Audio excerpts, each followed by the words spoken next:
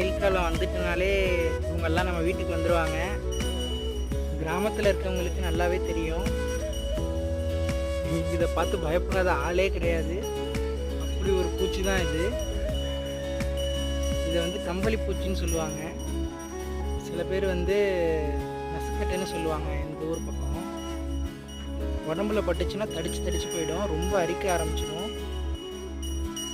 ஆனால் உள்ளங்கையிலையோ உள்ளங்கால்லையோ பட்டுச்சுன்னா தடிப்போ அரிப்போ இருக்காது. நம்ம தோலில் பட்டால் மட்டும்தான் இது ரொம்ப அரிக்க ஆரம்பிச்சிடும். இது வரது தடுக்கிறது எனக்கு தெரியல எப்படின்னு. ஆனால் வந்ததுக்கப்புறம் சில பேர் வந்து நெருப்பு வச்சு கொளுத்திடுவாங்க. எங்கள் வீட்டில் வந்து சோப் பவுட்ரு இருந்துச்சுன்னா கரைச்சி அதில் ஊற்றி விட்டுருவோம், எல்லாமே செத்துடும்.